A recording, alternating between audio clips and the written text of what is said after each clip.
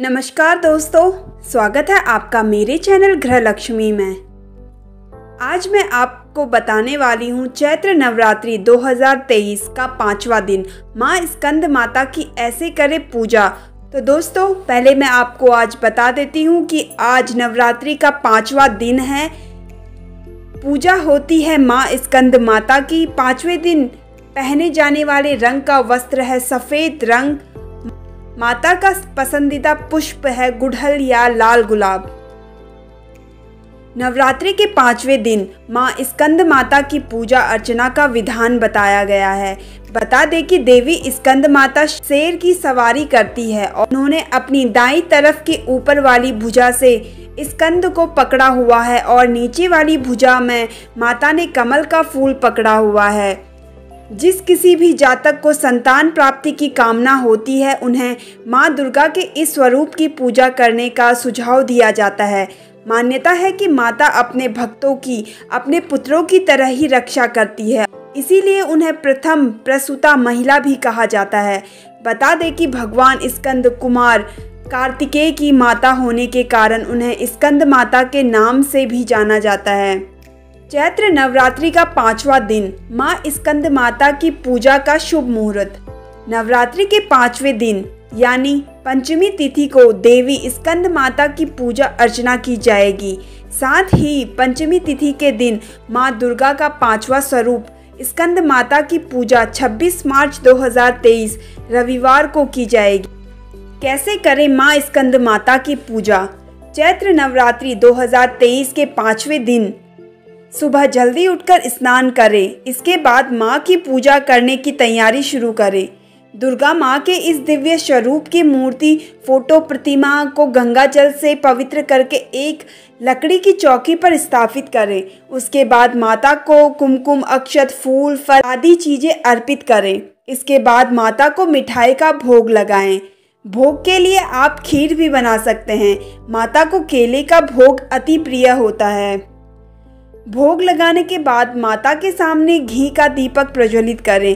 दीपक जलाने के बाद सच्ची निष्ठा से माँ की पूजा और ध्यान करें।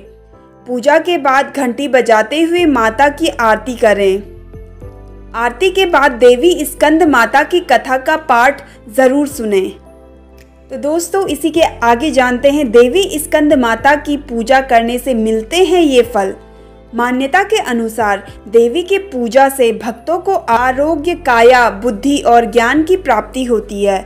माँ पूजा अर्चना से साधकों की सभी इच्छाएं पूरी होती है और उन्हें परम शांति और सुख की प्राप्ति होती है। कहा जाता है कि दुर्गा माँ के 5वें स्वरूप की पूजा करने से भगवान कार्तिकेय के बाल रूप की पूजा भी अपने आप ही हो जाती है।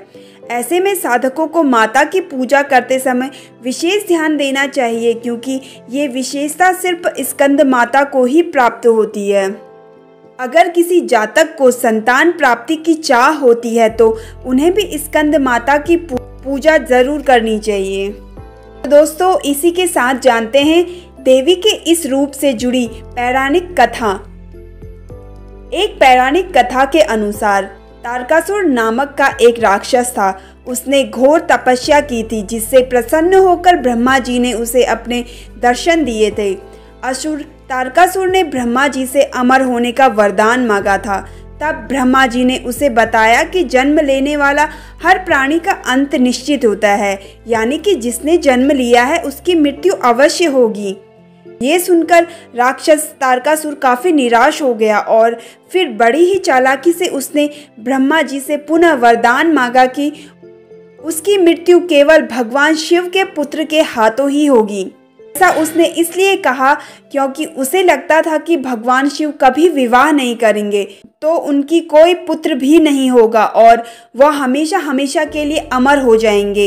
इसके बाद ब्रह्मा जी ने उसे यह वरदान दे दिया। वरदान प्राप्त करने के बाद उसने लोगों के ऊपर भीषण हिंसा करना शुरू कर दी। उसके अत्याचारों से लोगों के अंदर काफी भय पैदा हो गया। फिर सभी पीड़ित लोग भगवान शिव के पास गए और प्रार्थना की तारकासुर के अत्याचारों से उन्हें मुक्ति दिलाए। तब शिव जी ने देवी पार्वती से विवाह किया और उनसे एक पुत्र हुआ, जिसका नाम स्कंद अर्थात कार्तिकेय रखा गया। इसके बाद माता पार्वती ने अपने पुत्र स्कंद को असुर तारकासुर से युद्ध करने के लिए प्रशिक्षित करने हेतु देवी स्कंद माता का रूप धारण किया। अपनी माता से प्रशिक्षण लेने के बाद शिवपुत्र यानी कार्तिकेय ने असुर तारकासुर का वध किया और सभी लोगों को उसके अत्याचारों से हमेशा के लिए मुक्ति दिला दी। तो ये थी दोस्तों माँ स्कंद माता की कथा। तो दोस्तों इसी के साथ जानते हैं माँ स्कंद माता का आशीर्वाद प्राप्त करने के लिए करें क्या खास उपाय। अगर आपके घर के किसी सदस्य के विवाह में बाधाएं आ रही है या किसी कारण से बार बार रुकावटें आ रही है तो आपको इस चैत्र नवरात्रि के 5वें दिन माँ दुर्गा को 36 लौंग और 6 कपूर के टुकड़ों के साथ आहुति देनी चाहिए। इससे आपकी यह समस्या हल हो सकती है, लेकिन आहुति देने से पूर्व लौंग और कपूर पर सर्व बाधा निवारक मंत्र का 11 बार पाठ करें। यदि आप संतान सुख प्राप्ति के लिए लंबे समय से प्रतीक्षा कर रहे हैं और आपको सफलता नहीं मिल रही तो आपको लौंग और कपूर के साथ अनार के दाने मिलाकर माता को आहुति देनी चाहिए। ये उपाय को करने से आपकी इस समस्या का निवारण हो सकता है। आहुति देने से पहले सर्व बाधा निवारण मंत्र का 5 बार पाठ करें। तो दोस्तों कैसी लगी आपको मेरी ये जानकारी कमेंट करके ज़रूर बताइए, और अगर आप मेरे चैनल पे नए हैं तो मेरे चैनल को सब्सक्राइब कर लीजिए। धन्यवाद।